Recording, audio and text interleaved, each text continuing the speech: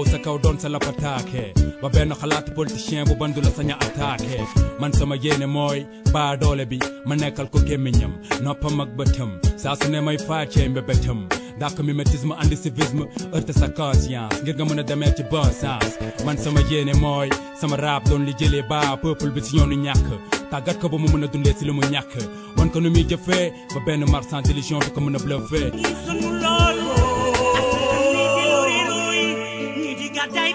Mesdames et messieurs, bonjour. Merci de suivre votre émission Objection qui reçoit ce dimanche Babacar Ndiaye. Babacar Ndiaye, vous êtes chercheur principal à Timbuktu Institute. Vous êtes diplomate à la retraite des Nations Unies du département d'État américain et conseiller politique principal à la CEDEAO. Vous avez démarré votre carrière depuis 1990 à l'IGB, à l'Université Gaston Berger de Saint-Louis, toujours dans le département d'études américaines. C'est un plaisir, M. Ndiaye, de me recevoir à Objection et merci d'avoir accepté notre invitation. Tout le plaisir est à moi d'être invité à cette radio de référence, la première chaîne. Merci beaucoup. Alors, Babacar Ndiaye, oui, diplomate de carrière, vous avez suivi l'avènement, je parlais de cette troisième alternance avec les nouvelles autorités, qui présentement boucle les 100 jours de gouvernance. Le chef de l'État a tenu un entretien public avec la presse nationale pour justement revenir sur la gouvernance des 100 premiers jours. Dites-nous avec le recul sur l'acte que retenir. C'est un acte inaugural, très important. Sur le fétichisme des 100 jours, pour moi, on peut 100 jours, c'est pas forcément important.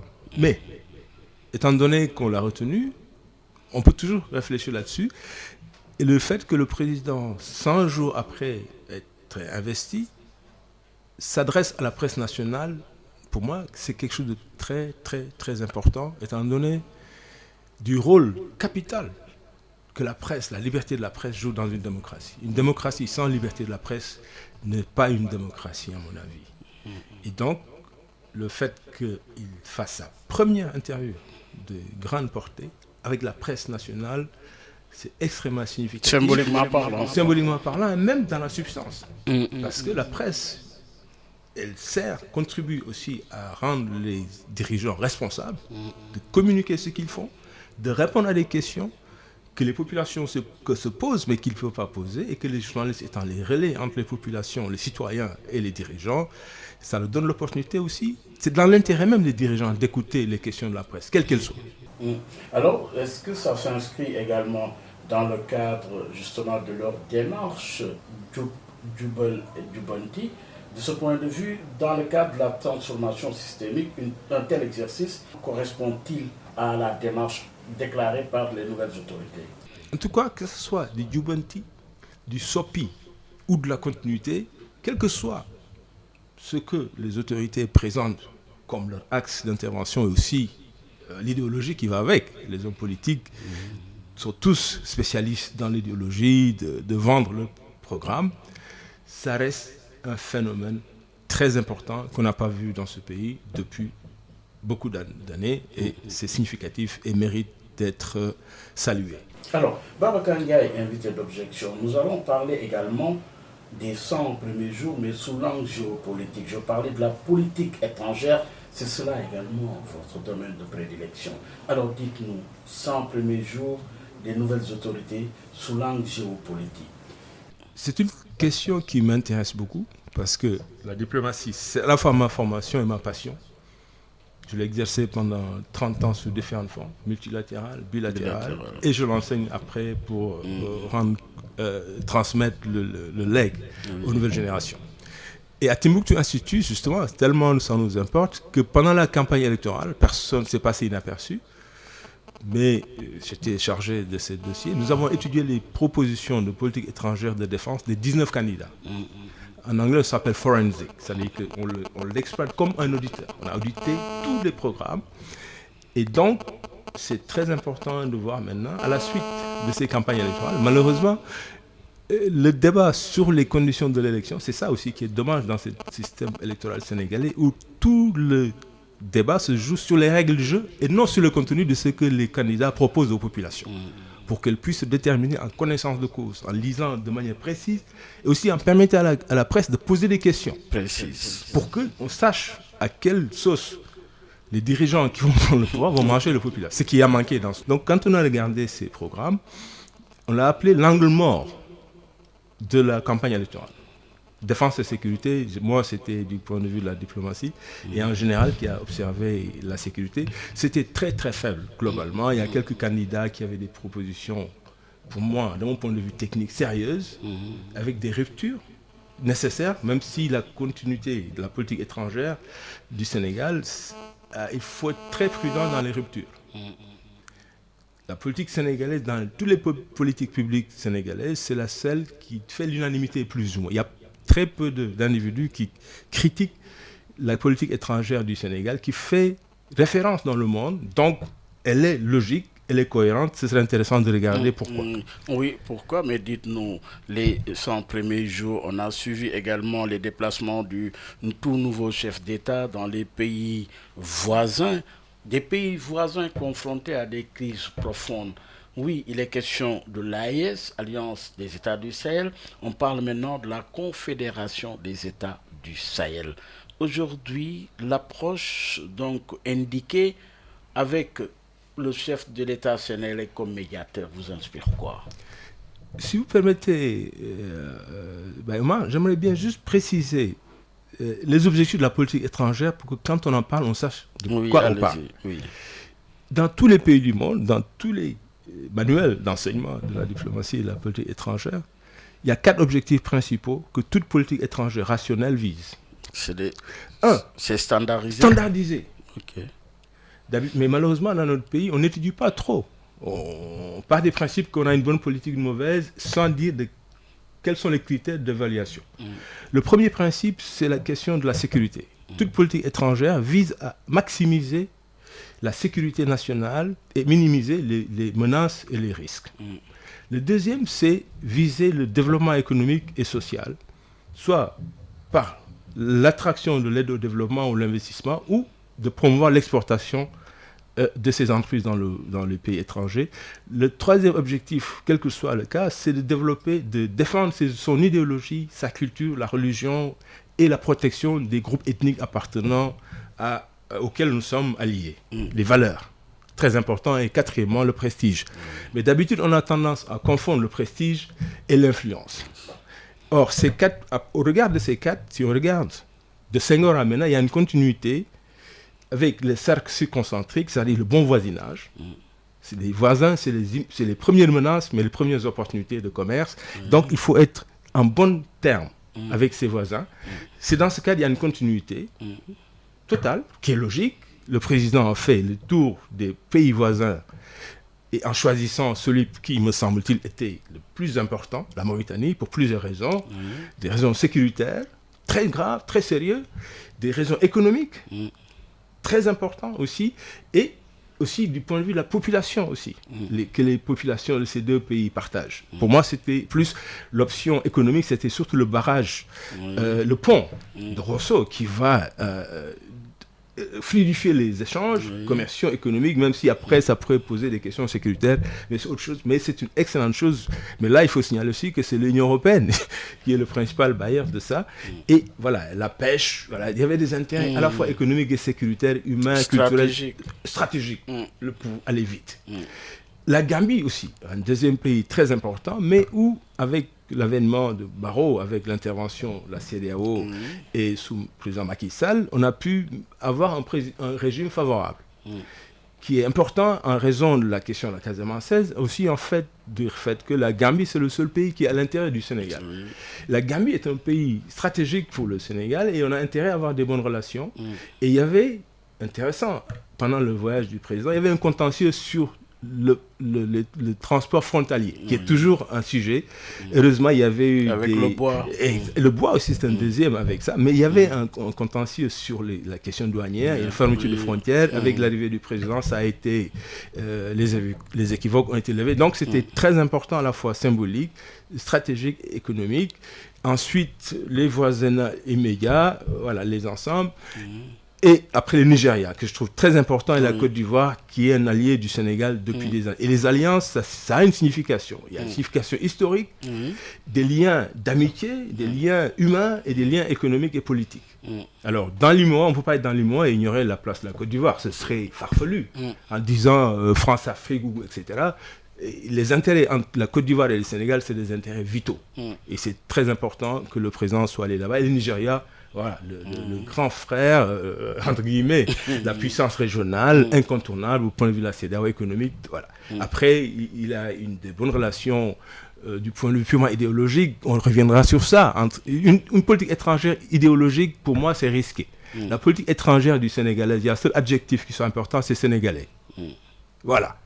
Et le reste, on verra en fonction des intérêts, des alliances, etc. Et il a fait, je crois, dizaines de voyages. C'est important, avec la France qui est un allié, jusqu'à réformer. Et un allié, ça a une signification, plan économique, culturel. Je trouve que, globalement, c'était ce qu'il fallait faire, même si moi, je trouve qu'il y a un moment donné, on pourrait réduire aussi le nombre de voyages, décarboner la politique étrangère. Ça, c'est une... c'est la question maintenant des voyages. C'est l'écologiste. L'écologiste. Et la question écologique, elle est capitale pour l'avenir de l'humanité et des crises. On peut décarboner sur certains, aller avec les vidéoconférences, envoyer les ministres des Affaires étrangères et d'autres, mais c'est une très bonne chose parce que c'est dans la continuité aussi de la politique étrangère sénégalaise depuis Senghor, qui est une politique étrangère centrée, qui est panafricaine par naissance. Je ne vois pas qu'est-ce qu'on peut ajouter de panafricanisme que de créer des cercles concentriques avec la diplomatie hydrodiplomatique. Le OMVG, OMVS, qui étaient des politiques qui permettaient de faire la paix, d'éviter des crises sur l'eau. L'eau est la prochaine crise, source, pas le pétrole. Source de potentiel. Voilà, le Sénégal est en avance, je l'ai répété au Forum de Vienne. Le Danube, qui est pour l'Europe centrale, ils ont eu l'autorité du Danube en 1999. Le Sénégal était en 1972 déjà avec leur tête. Voilà. Donc c'est une excellente chose qu'il continue cette politique et comme il a eu de très bons rapports du point de vue du discours sur la souveraineté avec ses États, c'est une bonne chose. Et pour moi, c'est un début d'un succès diplomatique. Que c'est le plus jeune président, par l'âge et par même la tenue, il a 100 jours de tenue comme président, qu'il ait la confiance de ses pairs pour commencer une action de dernière chance.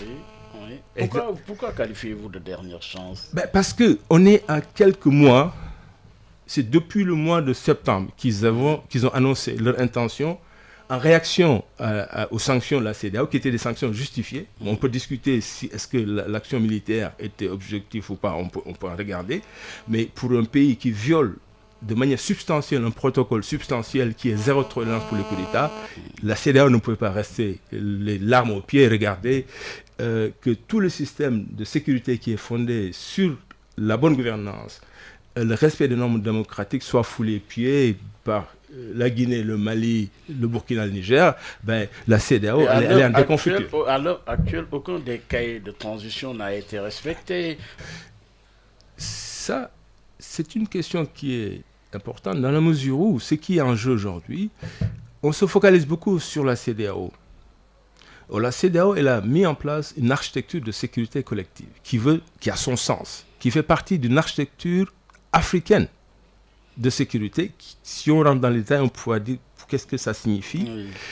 Et qui prévoit que la sécurité sous-régionale, qui est interconnectée, tous les États, nous sommes une communauté de sécurité et de défense, à partir du moment où on a signé des accords, des protocoles de non-assistance, de non-agression et de non-assistance militaire, déjà en 78, en 80, qui faisaient de nous une communauté solidaire, ce qu'on appelle une communauté de sécurité. Ça veut dire que l'insécurité dans un pays frappe tous les restes, affecte tous les autres, ce qu'on a vu avec les crises en Sierra Leone, en Libéria, qui ont gangréné l'Afrique de l'Ouest, la prolifération des armes, les conflits de contagion qui commencent en Sierra Leone, Libéria, après Guinée-Conakry, qui allait voilà.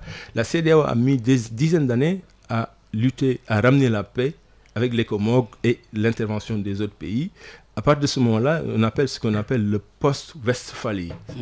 C'est-à-dire la sécurité n'est plus seulement d'État, mais l'organisation sous-régionale a un mandat pour regarder les questions intérieures de sécurité. Et là, le constat, c'était que c'était la mauvaise gouvernance, le manque de démocratie, les violations des droits de l'homme qui étaient la source de la conflictualité, qui affectait toute la sous-région. En réponse, à partir de 1993, avec le traité révisé qui prévoit le mécanisme de prévention, de gestion, de résolution des conflits et de paix et de sécurité, d'adopter des protocoles, notamment le protocole de 2001, qui donne des principes de convergence, parmi lesquels zéro tolérance pour les coups d'État militaires, le respect de l'armée à l'autorité politique légitimement élue, séparation des pouvoirs, l'accès à l'avocat, liberté de la presse. Voilà, à partir de ce moment-là, quand un pays le viole, c'est plus la CEDEAO qui est en cause, c'est que les États eux-mêmes ne prennent pas au sérieux les signatures, les obligations internationales. Mais le problème, c'est qu'une violation de ces protocoles qui crée l'insécurité et l'instabilité dans un pays affectera tous les gens. C'est ce qui fait qu'on a une communauté de sécurité. À ce moment-là, la communauté a la responsabilité de faire appliquer ces protocoles. Et le Niger, ce n'est pas le premier. Depuis 1997, après les 10 ans de conflit en Sierra Leone, quand le président Tidjane Kaba a été élu démocratiquement, il a été renversé par un capitaine. La CEDEAO a mis 1 an pour ramener par la force le président Tidjane Kaba au Libéria, à Freetown, sous les applaudissements du peuple sierra-léonais. La même chose s'est produite en Côte d'Ivoire en 2011. Il y a eu des sanctions. Il y en a eu en 2012 contre le régime, le coup d'État du capitaine Sanogo en 2012. La CEDEAO lui a donné 15 jours à fermer les frontières, geler les avoirs, interdiction de voyage, les ports fermés, le Mali étouffé. On a trouvé à cette époque ce qu'on appelle une solution africaine à un problème africain. Sous la pression, il a cédé. Il a rendu le pouvoir, mais on n'a pas voulu humilier le général Toumani Touré, qui était, il faut le rappeler à ce moment-là, caché à l'ambassade du Sénégal au Mali. Il lui a rendu le pouvoir, mais il était impopulaire pour plusieurs raisons. Il était à quelques semaines, mois de la fin de son mandat, et il allait partir. Il a remis le pouvoir à Toumani Touré, qui a démissionné, parce qu'il n'était plus légitime. Et on a choisi le dauphin constitutionnel, qui était Diankounda Traoré. On a fait une transition démocratique.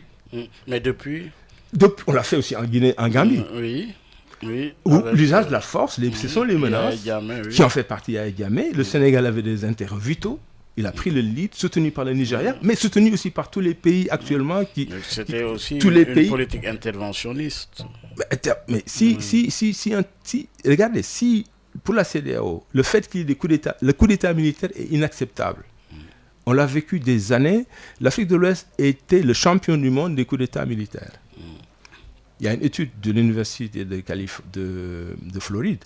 De 1960 à 2020, il y a eu 100 tentatives de coups d'État, dont 50 en Afrique de l'Ouest, champion d'Afrique de coups d'État.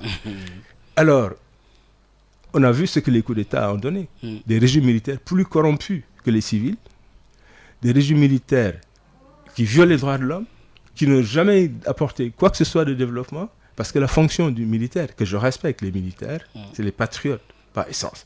Leur fonction dans la République démocratique, c'est de soutenir la Constitution, de respecter les institutions démocratiques et de protéger la sécurité. Mais si tant est que le pays est confronté à des problèmes et se retrouve dans une instabilité, qu'il faille nécessairement le retour à l'ordre, les militaires maintenant se sont évertués à prendre le pouvoir, organiser, stabiliser avant de rendre le pouvoir. Oui. Là également, cette démarche peut se comprendre, non? Pour moi, est-ce que voilà le paradoxe. La fonction du militaire qui ont commis des coups d'État, avant de me commettre des coups d'État, qu'est-ce qu'ils avaient réussi au point de vue sécuritaire? Donc, en se concentrant... Il y a une nouvelle réalité qui était là pour le Mali, pour la Guinée. Vous avez vu aussi l'intervention du colonel Doumbia en Guinée, colonel Doumbia, mais également vous avez vu au Mali ce qui s'est produit comme situation. Finalement, il y avait une instabilité, qu'il fallait nécessairement le retour justement de l'armée pour stabiliser. Maintenant, le problème, c'est comment organiser la transition. Oui, donc, j'entends bien ce que vous me dites. Mais entendez-vous bien, zéro tolérance. Un militaire, sa fonction dans la République, c'est de défendre l'intégrité du territoire national. Et il appartient aux civils, qui commande l'armée, qui donne les moyens de diriger la politique publique du pays, y compris la politique de sécurité. Oui, mais justement... Si vous voulez, c'est comme si on n'apprend pas de l'histoire. On a eu 30 ans, de 60 à 90, que des régimes militaires qui n'ont rien... C'est pas seulement en Afrique, en Amérique latine aussi. Et aujourd'hui, le consensus mondial, c'est que le militaire, il s'occupe de la sécurité, le civil s'occupe de la politique, et les citoyens choisissent librement, dans la démocratie, la paix et la civilité, les dirigeants légitimes.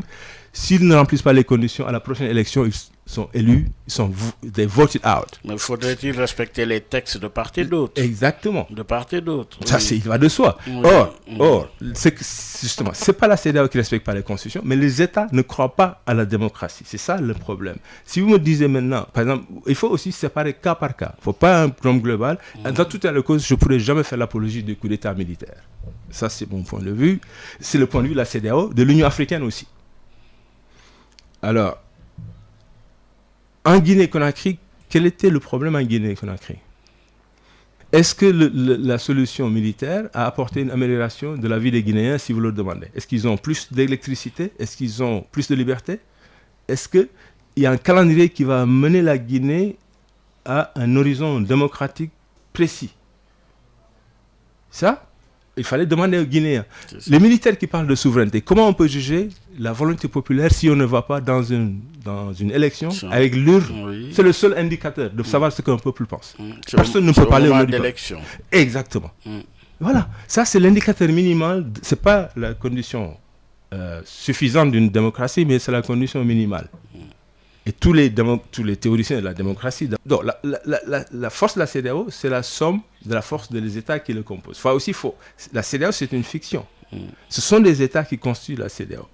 Et c'est la volonté populaire, la volonté totale des pays qui va faire la force de la CEDEAO ou sa faiblesse.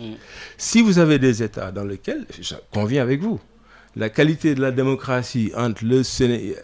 Il y a à boire et à manger dans la qualité de la démocratie. Incontestable. Il y a des pays qui font des progrès incroyables. Le Cap-Vert, c'est ça aussi. Il faut pas. Voilà, le Cap-Vert, c'est le pays qui a le meilleur indicateur de développement économique aujourd'hui. Meilleur taux de santé, meilleur taux d'inscription des enfants à l'école, meilleur taux meilleur taux de développement humain.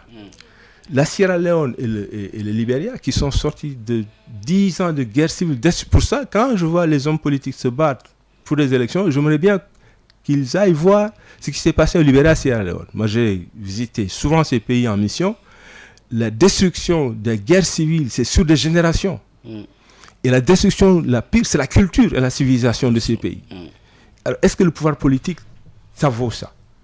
Il faut faire très, très attention dans ce monde-là aujourd'hui à la non-violence et les enjeux politiques ne valent pas de détruire des pays, des civilisations qui étaient construites depuis des années et des années.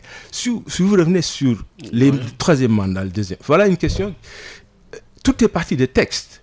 La CEDEAO, elle fonctionne sur les textes du droit international. Il n'y a aucun texte de la CEDEAO qui empêche un président de faire des référendums, de manipuler sa constitution dans ce pays, à partir du moment où le protocole qui allait prévoir l'obligation de respecter les 2 mandats, c'est le protocole sur la bonne gouvernance. Quand ils ont voulu l'amender, parce que la CEDEAO est consciente de ces défis, les techniciens ont voulu proposer un amendement de ce protocole pour mettre les 2 mandats comme une obligation du protocole. Les États se sont opposés. Or, une organisation internationale, elle fonctionne sur la volonté. Ce n'est pas une organisation supranationale avec un État hobbesien qui a les forces d'imposer. Non, les États agissent selon leur volonté. Ils signent des obligations qui, au plan du droit international, doivent être exécutées de très bonne foi. Or, si les États ne croient pas à la démocratie, qu'ils le signent, après ils manipulent leur constitution. À un moment donné, on a parlé de syndicats de chefs d'État de la CEDEAO. Bon, on peut le dire, c'est anecdotique, mais la prise de décision aussi, il faut comprendre. Quelle est la prise de décision en politique étrangère? Alors, quels sont les intérêts de plusieurs États qui fonctionnent, qui sont égaux, qui sont souverains? Et il n'y a pas une force supérieure hobbesienne qui peut imposer la violence. Donc, c'est seulement sur le consensus et la bonne volonté. Un exemple, si vous comparez l'Union européenne à la CEDEAO, qui est son pendant, c'est l'exemple. L'Union européenne, sa force, c'est qu'elle était bâtie sur des États démocratiques à la base, 7 États. qui disent maintenant nous avons un ticket d'entrée et des valeurs. Si vous voulez entrer dans l'Union européenne pour bénéficier des bénéfices économiques, il vous faut une carte, les fourches codines démocratiques. Moyennant quoi, des pays comme la Grèce, qui étaient des dictatures, le Portugal, l'Espagne, qui étaient des dictatures jusqu'en 1975. C'est pour ça que quand on dit la démocratie occidentale, je dis mais attendez, depuis quand est-ce que les Occidentaux sont démocratiques? Depuis quand même la France est démocratique? Il y a Vichy, tout ça là, c'est les temps. Donc c'est une norme universelle. Le problème avec la CEDEAO, nous sommes tous ensemble avec des niveaux de degré de respect des normes démocratiques qu'une organisation nationale ne pourra jamais. Même les Nations Unies ne peuvent pas empêcher, ne peuvent pas imposer la démocratie. Ça existe nulle part qu'on peut imposer. Mais si on, par exemple, une bonne réforme, c'est d'amener les États. C'est la société civile qui peut amener les États aujourd'hui à réformer le protocole sur la bonne gouvernance et d'imposer la norme de limitation des 2 mandats comme une obligation. Quand on l'a voulu, le Sénégal s'est opposé, le Togo et d'autres pays. On voyait pourquoi ces chefs d'État voulaient des 3e mandats. Pour faire quoi? 2 mandats, ça suffit. Oui. Ça. Et finalement, le problème, il est là, il reste entier, c'est de trouver justement comment relever les défis. Parce que oui, il a été désigné par ce père comme facilitateur. Oui. Comment doit-il s'y prendre, le chef de l'État sénégalais? Cette question à $1000. J'aurais vraiment souhaité, en tant que panafricain, pan-ouest africain, je ne suis pas panafricain. Je suis ouest africain. D'abord. Oui. Parce que nous sommes une unité, j'ai ma carte d'identité ouest africaine, mon passeport ouest africain. Si je veux aller en Afrique du Sud, en Éthiopie, il me faut des visas. Voilà. Et donc, alors que nous sommes une unité organique, nous avons une chance que personne n'a en Afrique de l'Ouest. Les gens se focalisent, quand on parle de CEDEAO, on croit que c'est juste la gestion des élections et de la paix et de la sécurité. C'est un truc minimal par rapport aux 10 zones de coopération de la CEDEAO. Il n'y a rien que nous fassions, nous, citoyens de l'Afrique de l'Ouest, qui n'a pas été impacté par une politique de la CEDEAO. L'interconnexion des réseaux électriques. C'est le Nigeria qui fournissait l'électricité au Niger. Le Sénégal vend à la Guinée. Tout le réseau est interconnecté. Les autoroutes qui vont partir de Lagos, de Abidjan jusqu'à Lagos, pour que le commerce fonctionne, fluide, il est presque fini. L'organisation de la santé, la CEDEAO, toutes les politiques publiques, toute l'éducation organisée, le tarif extérieur commun, une zone de libre-échange où on peut s'installer où on veut. Les pays de l'AES, je le dis, attention. Les 5000 Burkinabés qui sont présents, par exemple, en Côte d'Ivoire, qui contribuent de manière massive à l'économie ivoirienne, mais aussi au développement du Burkina Faso. La Côte d'Ivoire, premier partenaire économique de la Guinée, même entre eux, les 3 pays, leurs principaux partenaires économiques sont les pays de la CEDEAO. Le Niger, le Mali commerce plus avec le Sénégal et la Côte d'Ivoire qu'avec le Burkina. Et donc nous sommes une unité, nous sommes censés exister ensemble ou disparaître. Ça, c'est la question qui se pose. Nous avons alerté en Timbuktu le 26 septembre 2003, quand en résistance aux menaces de la CEDEAO d'intervenir, y compris militairement, on peut discuter sur la pertinence on ne peut pas imposer la démocratie par les armes. Ça, voilà. Alors, en résistant, ils ont annoncé, c'était juste tactique à ce moment-là, à mon avis, pour résister. Nous avons alerté à l'époque, l'article s'appelait la charte de l'Iptako-Gourmand, une alliance kaki. Et les Kakis, il n'est pas légitime. Ils n'ont jamais demandé par référendum aux populations de ces 3 pays s'ils veulent quitter la CEDEAO, qui est une organisation mais leader dans l'intégration économique et la sécurité, et une menace à l'architecture de sécurité collective de la CEDEAO. C'était une alerte aux autorités et à la CEDEAO. Pour moi, à mon avis, si on avait une politique, une diplomatie proactive au niveau de... Parce que c'est les États, mais c'est les cadres de la CEDEAO qui décident de la politique des États. À ce moment-là, je crois, il fallait tout de suite engager le dialogue avec ces 3 pays, qui donnent un coup de bluff, dire, vous voulez nous attaquer? Je comprends, les militaires, pour résister, ils vont faire une alliance défensive. À l'époque, ils n'ont rien fait, jusqu'en janvier. À ce moment-là, il fallait intervenir, à mon avis, si j'avais été consulté personnellement, humblement, tout de suite, il fallait engager le dialogue, directement ou par des intermédiaires, et nous avions écrit de manière un peu provocative, dire qu'il fallait faire la salade de mortuaire de la démocratie du régime du président Bazoum, qui était considéré comme un président. Il fallait à ce moment-là laisser tomber cet objectif de rétablir la démocratie qui n'était pas possible de faire. Parce que aussi engager une guerre entre la Gambie, c'est une chose. Attaquer un pays d'1 million de kilomètres carrés, le Nigeria qui allait être le leader, avec tous ces défis, ne pourrait pas avoir 20 000 soldats armés, qui va payer. À plus, l'impact d'une guerre, ça allait être terrible. Voilà, donc c'était morné cette initiative. Des partenaires importants avaient donné le veto parce que ce qu'on ne comprend pas, si la CEDEAO voulait même utiliser la force armée, utilise la force armée interdite par la Charte des Nations Unies. Elle ne peut être autorisée que par le Conseil de sécurité. Donc il fallait passer par le Conseil de paix de l'Union africaine, où il y avait une divergence déjà, tout le monde n'était pas d'accord, pour qu'on autorise et que le Conseil de sécurité aussi, en dernière analyse, donne le feu vert. Ça n'allait pas avoir lieu. Les États-Unis ont tout de suite dit nous sommes contre les coups d'État militaires, mais nous voulons le dialogue. La Russie avait aussi elle-même condamné le coup d'État. C'était intéressant, le jeu russe. Ils avaient condamné le coup d'État militaire, mais ils proposaient le dialogue. L'Algérie s'est opposée, les 3 pays voisins s'étaient opposés. La Chine est alliée, ils n'avaient rien dit, mais la Chine allait faire son veto. Donc c'était impossible techniquement ni matériellement de faire. Alors que l'organisation elle-même est en danger, il faut être dynamique dans une stratégie. Vous allez dans une stratégie qui ne marche pas, mais il faut changer. Et la survie de la CEDEAO était plus importante que de rétablir le régime démocratiquement élu que les Nigériens en majorité ne rejetaient pas. À ce moment-là, il y a l'intérêt supérieur qui dictait tout de suite langage. À ce moment-là, je crois qu'on ne serait pas allé à l'escalade jusqu'à arriver à plus l'arrivée de la Russie, qui est le grand frère maintenant et qui pilote. Voilà. Et comment justement intervenir aujourd'hui?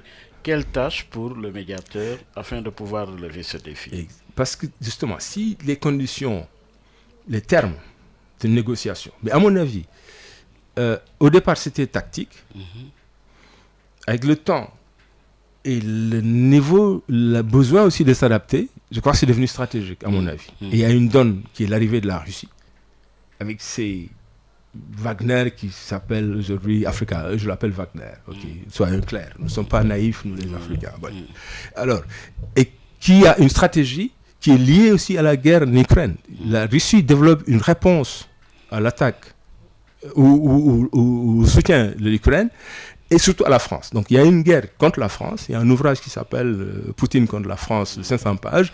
Il y a une stratégie maintenant justement de déloger la France du Sahel et de tous les pays où vous avez une influence, et maintenant de tout l'Occident, ce qu'il appelle l'Occident collectif, il appelle, tout l'OTAN. Parce qu'il y a une guerre en fait qui ne dit pas son nom.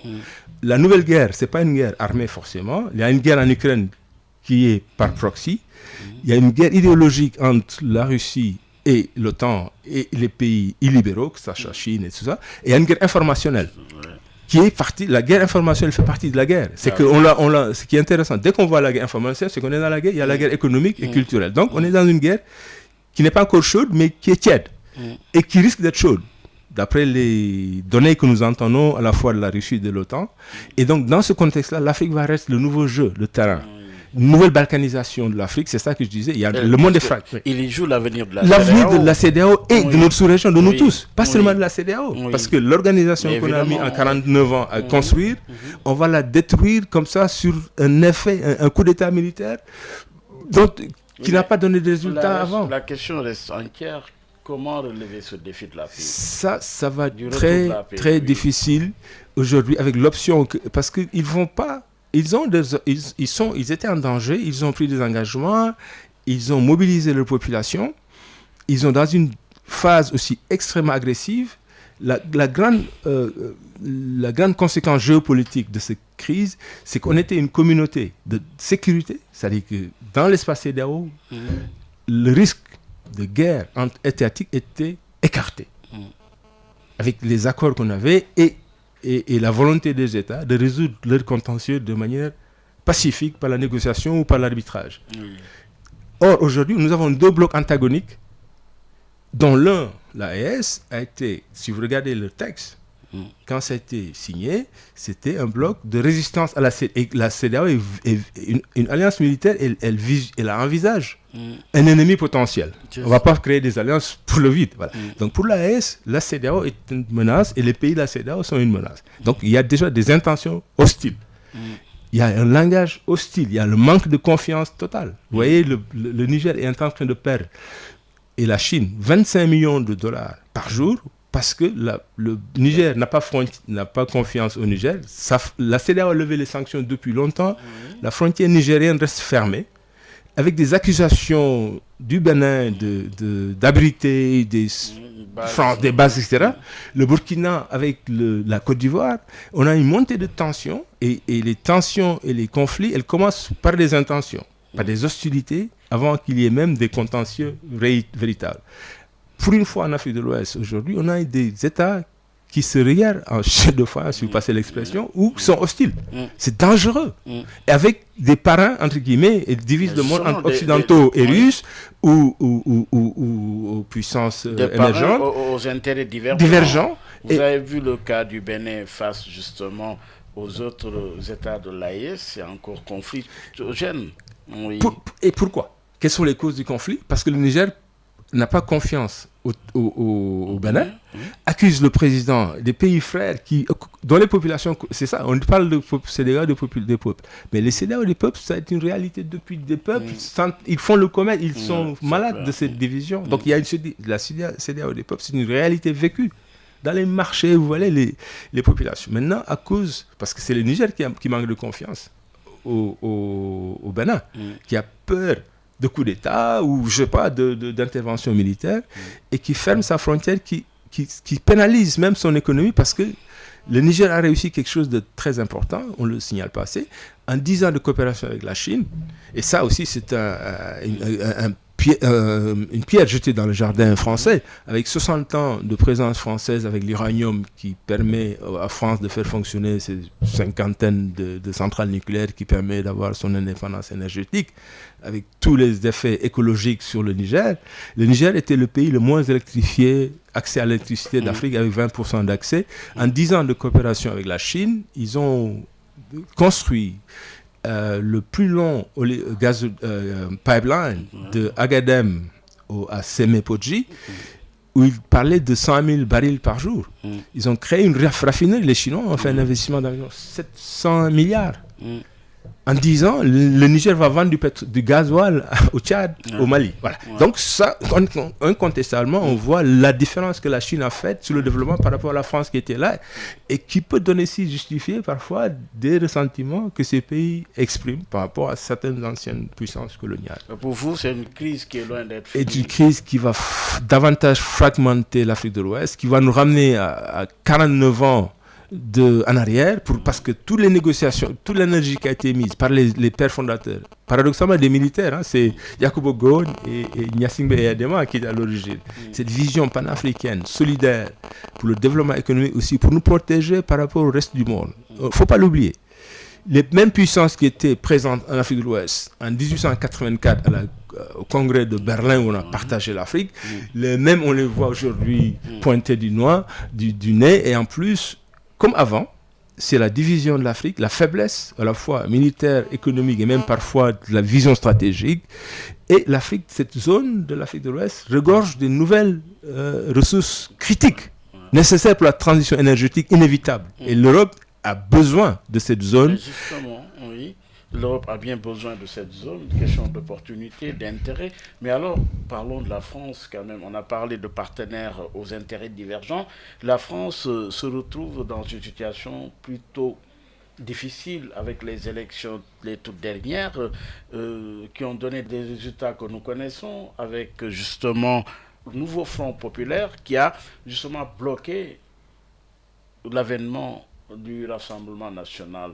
Donc l'extrême droite, finalement, n'a pas eu gain de cause. Comment analysez-vous justement ce climat que connaît présentement la France à l'heure actuelle?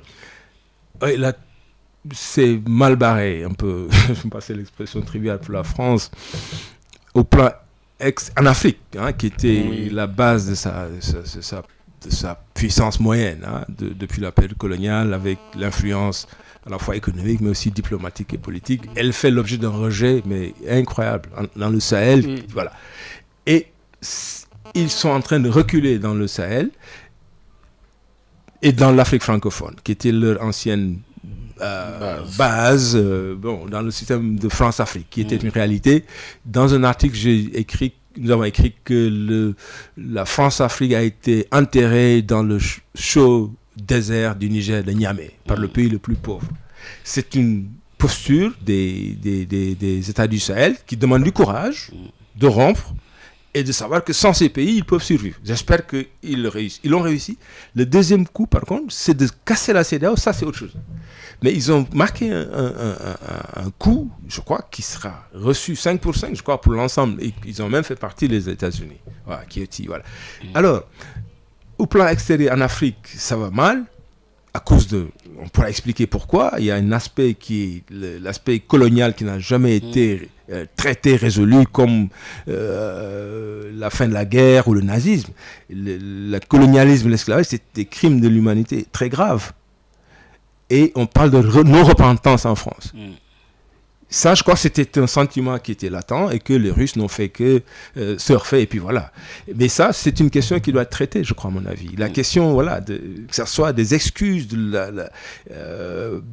voilà, c'est une question et c'est pas seulement en Afrique, on le voit aussi en Nouvelle-Calédonie et tout ça. Voilà, voilà, le passé colonial. La France a un problème avec ses partenaires africains. Ses partenaires africains, etc. Et au plan interne, ce qui est étonnant. Moi, quand j'étais étudiant dans les années 80, le Front National était un phénomène. On l'appelait le phénomène Le Pen.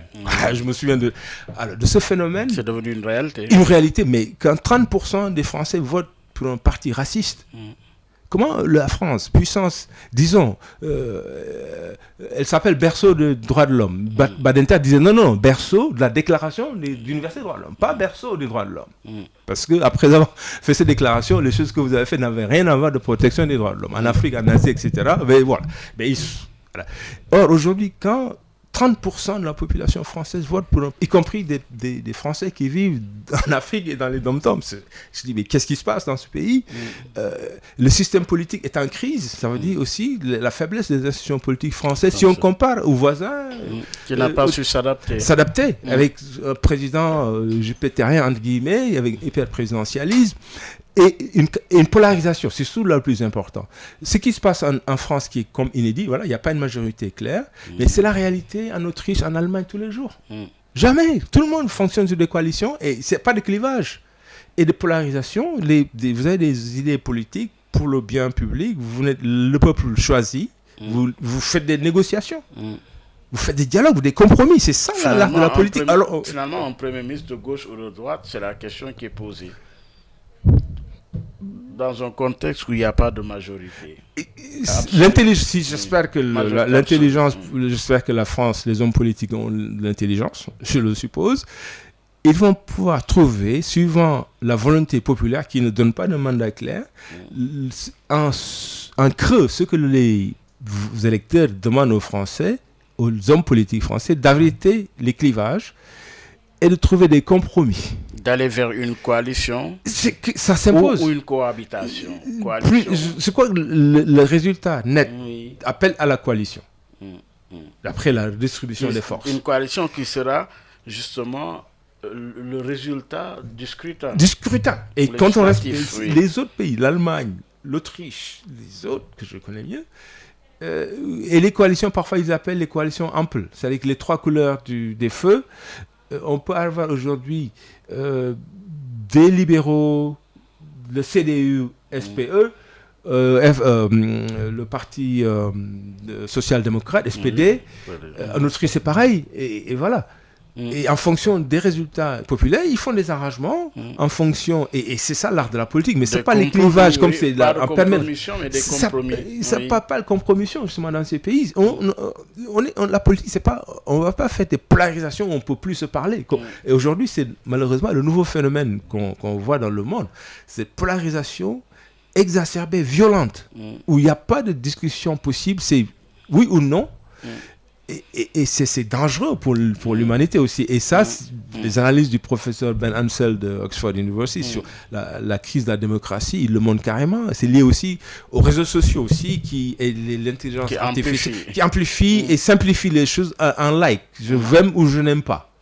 Et voilà, et entre les deux, il n'y a pas possible de dialogue. D'aller en profondeur. Et des violences. Et c'est ça une des causes de la crise de la démocratie à l'interne comme à l'externe. Et en France, j'espère c'est triste. Président isolé, de plus en plus. Mais l'inquiétude, c'est que la France joue aussi avec le feu. Chaque fois aussi, il y a l'extrême droite qui est à la porte de l'Élysée. On fait un sursaut national. Et un jour, ça finira par arriver à l'Élysée. Tôt ou tard. Exactement. En plus, il y a un phénomène important qui est lié aussi à ça, c'est ce qu'on appelle weaponization, l'instrumentalisation de la migration. Dans tous les pays, les régimes nationaux ou populistes jouent sur les peurs de l'autre et mettre comme un chiffon rouge aux populations qu'ils seront envahis par les pauvres Africains, asiatiques, etc. Et ils surfent sur ça, du nationalisme et du populisme, et ils sont élus. Malheureusement, et c'est mondial. C'est toute l'Europe aujourd'hui. Je viens d'Autriche, ils sont la même chose, en Allemagne, en Angleterre, même, bon, heureusement en Angleterre. Mais ce qui est intéressant aussi avec la démocratie, quand elle est ouverte et transparente, ces mouvements-là ne sont capables de réaliser quoi que ce soit. Regarder l'Italie avec Mme Meloni, qui anti-immigrés, qui aujourd'hui appelle à ce que, en toute connaissance de cause, les études ont montré, de l'OIM, que l'immigration et l'immigration, c'est la respiration du monde, juste depuis que le monde, c'est le même espace écologique. Les animaux d'un même espace écologique favorable, les animaux ne vont pas aller dans un espace écologique qui n'est pas leur même. Les Européens sont les premiers migrants, ce que j'appelle la migration même violente imposée. Quand ils étaient en difficulté en Europe, ils sont venus coloniser les autres, piller et retourner. Et nous sommes un continuum entre l'Europe et l'Afrique, contrairement à l'Asie et la Russie ou les États-Unis. L'Europe et l'Afrique, c'est un continuum géopolitique condamné à vivre. Donc, il faut des relations égalitaires pour qu'il y ait du progrès dans les deux côtés, pour qu'il y ait la paix et la stabilité. L'instabilité dans une région va affecter. Mais on ne pourra pas arrêter la mer avec ses bras, comme disait Abdou. L'universalisme. Mais de ce point de vue, Babacar Ndiaye, invité d'objection, vous l'avez évoqué, la problématique de l'immigration irrégulière. Au Sénégal, comme un peu partout, mais parlons du Sénégal, aujourd'hui, beaucoup de départs. Les pouvoirs publics ont du mal à freiner justement ces départs. Que faudrait-il faire pour solutionner ce problème? Je n'ai pas l'impression. Et je travaille sur ce sujet depuis 2006, Barcelone-Barzakh. J'étais à ce moment-là chargé de programme à l'UNODC, l'Office des Nations Unies. J'ai mis en place les premières stratégies de lutte contre la traite et le trafic de 2006, Barcelone-Barzakh. Mais j'ai l'impression que les autorités de l'époque jusqu'à maintenant n'en font pas un pur. Vous avez entendu une seule fois parler de ça, sauf j'ai entendu le président Macky Sall, on va neutraliser les pirogues. Mais ça, c'est l'immigration irrégulière par la violence, par le Barcelone-Barzakh, et maintenant c'est Nicaragua. C'est la métaphore de l'échec la plus catastrophique des politiques publiques en période de jeunesse dans nos pays. En plus, le Sénégal est le point de départ principal. Le Sénégal est le 9e en termes de morts. Je me demande si vous demandez aux autorités qu'est-ce que vous avez entendu dans les campagnes électorales, à part la politisation, est-ce que l'un est responsable? Plus profond que ça. Ça nous concerne tous et nous sommes en train de perdre nos capitales humains. C'est pas des migrants, c'est le capital humain. Une idée du chiffre? Aujourd'hui, il y a eu de 2014 à 2022, il y a 600 Sénégalais morts dans le Sahel et dans les eaux de l'Atlantique. 600 Sénégalais. Sur 60 000, il y a 60 000 dans le monde, parmi lesquels il y a 29 000 qui viennent de l'Afrique. Parmi ces 29 000-là, on ne sait pas leur nationalité. Il y en a qui sont disparus, perdus. On disparu, c'est-à-dire qu'ils sont morts, mais qui n'ont pas été retrouvés. Et on ne sait pas combien de Sénégalais. Mais parmi ceux qui ont été détectés, il y a 600 Sénégalais. Sur les 29 000. Sur les 29 000. Et le Sénégal est le 9e pays frappé par la mort de ces citoyens dans le Sahel, dans le désert du Sinaï ou la Méditerranée, ou 9e pays mondial. Ça, c'est des données concrètes. Il y a un projet de recherche. La source L'OIM, c'est des sources sûres. Il y a un projet mondial qui suit carrément et qui ont des données avec les services mais sur ça, c'est l'échec. C'est-à-dire que si la politique de l'emploi, elle est liée à la productivité de l'économie. C'est pas un État qui va créer des emplois. C'est une destruction du capital humain. C'est ça, et on laisse... la migration, elle est plus dangereuse que le terrorisme. Le nombre en termes de létalité. C'est une menace à ce qu'on appelle la sécurité humaine. Et le plus grave dans ça, le trafic de migrants, ça s'appelle pas la migration, le trafic illicite de migrants qui rapporte énormément d'argent. Après les armes, la cocaïne, le trafic de migrants vient avant la traite des personnes comme source de revenus criminels dans le monde. C'est un business d'une lucrativité. Comment y mettre un terme ou comment organiser justement cette migration? Si on se penche que sur l'aspect répression, comme le Frontex, le nombre d'avions, combien d'argent a été dépensé, sans regarder les causes sociologiques, socio-anthropologiques, économiques. Et apporter... Les slogans ne vont pas. Le Barcelone-Barsac, ces phénomènes, je ne sais pas si on l'a bien analysé. C'est-à-dire que c'est des jeunes qui prennent en connaissance de cause un bateau ou une pirogue, sachant qu'il y a des fortes de haut risque qu'ils meurent en mer, mais ils le prennent en connaissance de cause. Ce n'est pas du suicide. À moins que ça soit le suicide, c'est pas le suicide altruiste. Ils ne le suicident pas par égoïsme, pour disparaître, mais parce que la vie dans leur pays ne vaut pas la peine d'être vécue. C'est catastrophique. Pour une jeunesse, y compris, maintenant, les données sociodémographiques montrent des étudiants, même là-dedans, ou même des cadres. Et le plus dangereux, ils enrichissent des trafiquants qui sont organisés dans le monde entier. Vous avez vu comment le basculement du Sahara, de Libye, a amené au Nicaragua. Ça, c'est organisé par des gens qui s'organisent et qui mettent à la disposition de ces migrants des moyens. Et il y en a beaucoup qui sont exploités dans la route. Les femmes violées, partout. Mises en esclavage. Mais alors, et dont les droits sont violés en Europe. Comment trouver une réponse? Trouver une réponse. Ça, c'est aussi les symptômes de la maladie de l'économie mondiale. Qui ne marche pas pour les pays. Il y a des crises, même dans les pays anciennement dits riches. Parce qu'il y a des groupes qui profitent au maximum des ressources, qui délocalisent dans les entreprises où c'est moins cher, avec le dumping social, et qui créent... Encore une fois, quelle solution? Ça, c'est les décideurs. C'est la fonction des décideurs. Il faut adresser... D'abord, il faut comprendre le phénomène. Quand ça s'est passé en 2013, je vous donne un exemple. Quand il y a eu Lampedusa, c'est le premier incident où il y a autant de 300 morts pour une fois en Europe. Il a fallu 10 jours pour que l'Union africaine sorte un communiqué dans les divers d'une réunion sur la CPI, parce qu'ils voulaient se retirer, parce qu'ils sont menacés, et les chefs d'État qui violent les droits humains. En divers, ils ont dit « nous sommes préoccupés par les accidents à Lampedusa. Nous allons donner mandat à une commission qui va étudier les causes profondes de ces phénomènes. » Point, à la ligne. Ça veut dire que des autorités ne sont pas concernées par ces phénomènes. C'est des... Oui, mais et pour les nôtres, pour nos autorités. Pour les noter. Dans les politiques, je n'ai rien entendu. Il va falloir regarder les causes profondes, y compris. Et on n'a même pas besoin d'état. C'est des gens qui n'ont pas d'emploi.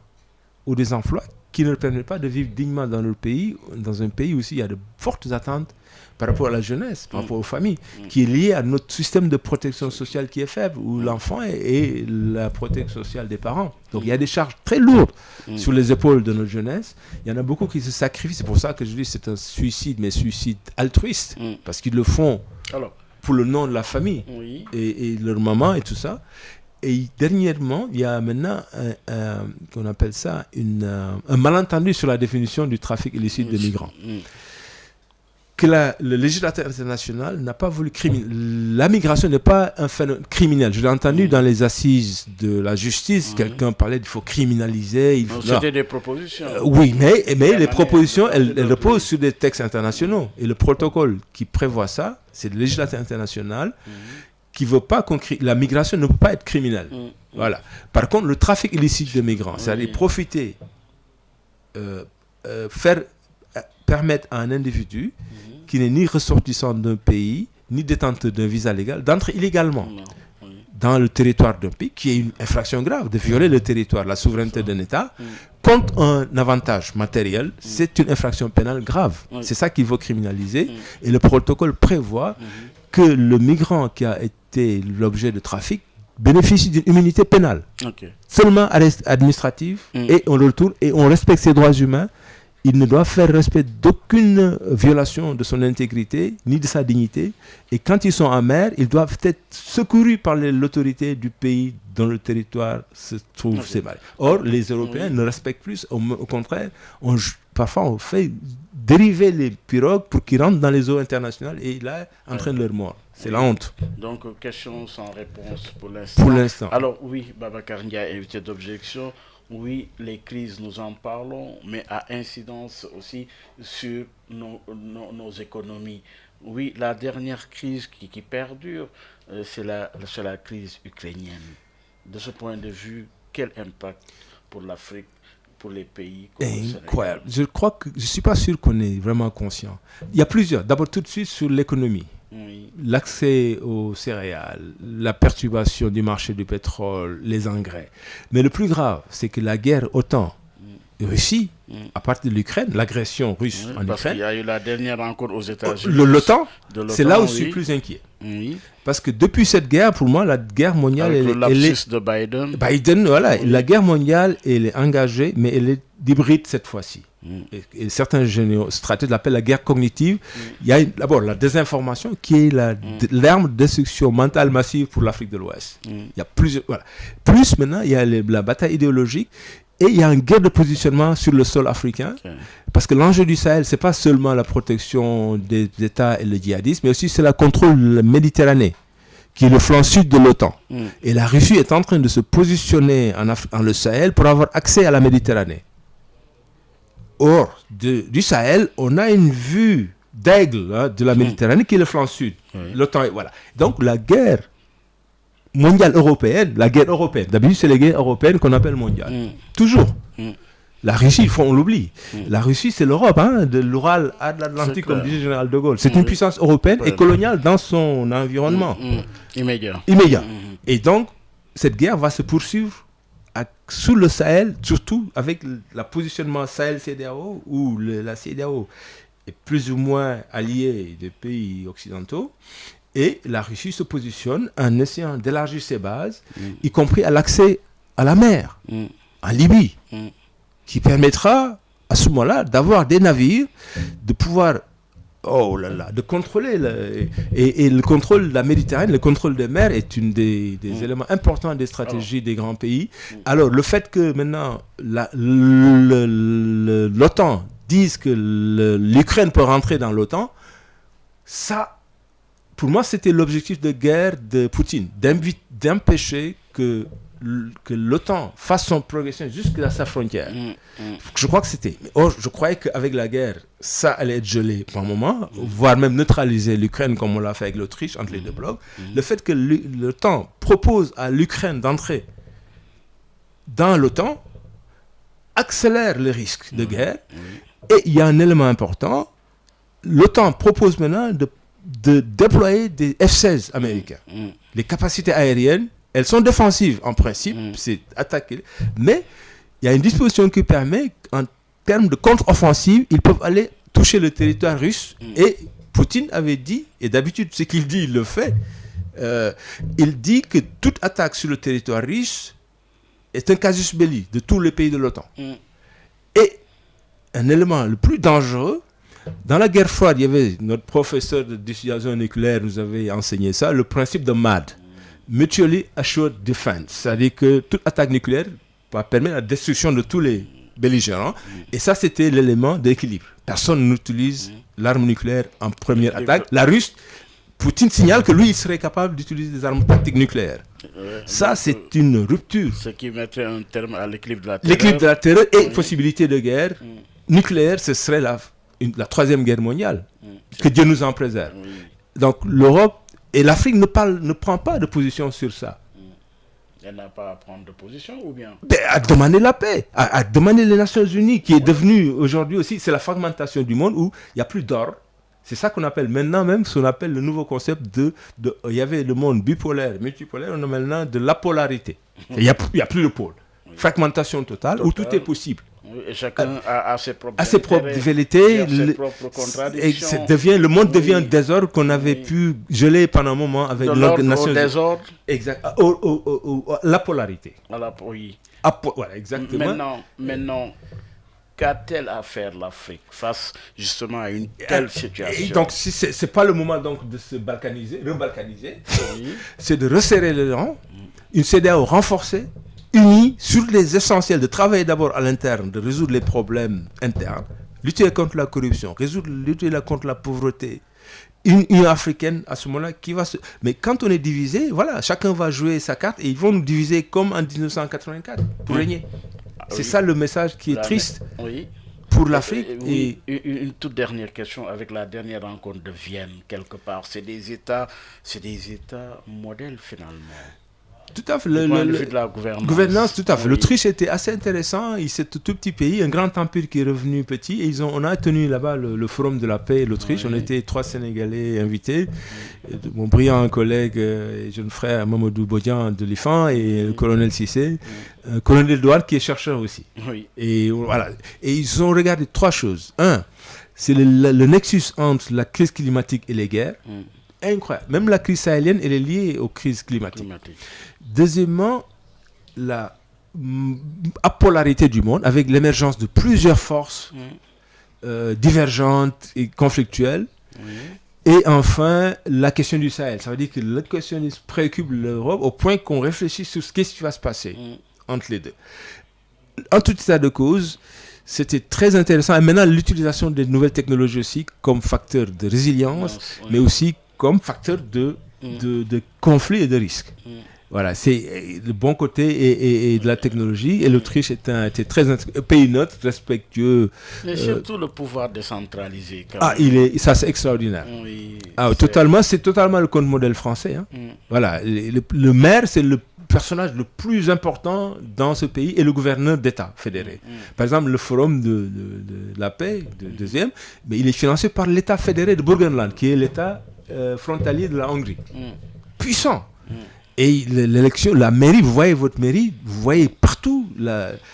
Ça me permet, parce que ça me permet de toucher sur la salubrité.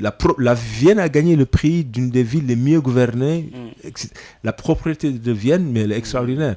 Mais ce n'est pas des cleaning day, c'est basé sur une stratégie cohérente, depuis l'éducation à l'école, au primaire, le respect des normes et en même temps la mise en place aussi des mécanismes d'assainissement. Ce que vous avez voulu prolonger en créant l'académie diplomatique de Vienne. Oui, ça c'est la première. Je suis très fier de... Là, je viens de la rencontre des anciens diplômés. Créée en 1756, la première école où on a enseigné la diplomatie, c'est l'impératrice Maria Teresa, qui a été l'une des impératrices les plus en vue, qui était en guerre avec les pays du Balkan, l'Empire de l'Ottoman, les Turcs. À un moment donné, il a créé l'école de diplomatie pour que les généraux qui faisaient la guerre apprennent à négocier la paix. Donc la première école, c'était des généraux. Après, c'est devenu l'école des écoles orientales. Ouvert au Sénégalais. Et nous sommes une dizaine de Sénégalais qui ont été là-bas, dont El Hadji, il est lui dans le Hall of Fame, parce qu'il a été secrétaire général de la Fédération de la Croix-Rouge. Et j'invite beaucoup les jeunes Sénégalais. Mais le problème, c'est qu'il faut être trilingue. Il faut être fluent en anglais, en allemand et en français, et avoir une maîtrise en droit, sciences politiques. Il y a des écoles en allemand. En allemand, mais il y a une possibilité d'avoir en anglais. Il y a un cours international en anglais, parce qu'à l'époque, nous étions 24 dans une promotion, 12 étrangers, 12 Autrichiens. C'est leur école des ambassadeurs. Mes camarades sont tous maintenant... Et il faut être trilingue. Trilingue, mais sur le programme... Parce que c'est langue d'abord, après, parce que les cours sont différemment dans les 3 langues. Le droit international, en fonction du pays. Je me souviens, l'un des premiers professeurs, c'était Henry Kissinger, qui a mis les bases du programme. Kurt Waldheim a enseigné là-bas. Et beaucoup de présidents autrichiens ont été diplômés de cette école. Elle est prestigieuse et voilà, les autres écoles viennent aussi s'inspirer parce que leur force aussi, c'est que c'est à la fois académique et très professionnel. Alors, et quel le point de contact? Vous allez Internet, www.académie diplomatique. Vous verrez tout, open. Tous les maîtrises grands joueurs, les jeunes Sénégalais. Et en plus, ils ont créé une maîtrise qui est un master, qui est les relations internationales liées aux sciences et technologies. C'est la technologie au service de la diplomatie, la politique étrangère et la résolution des problèmes, parce que la transition énergétique et la question climatique est au cœur de toutes les problématiques aujourd'hui du monde. Les problématiques de l'heure. Exactement. Merci.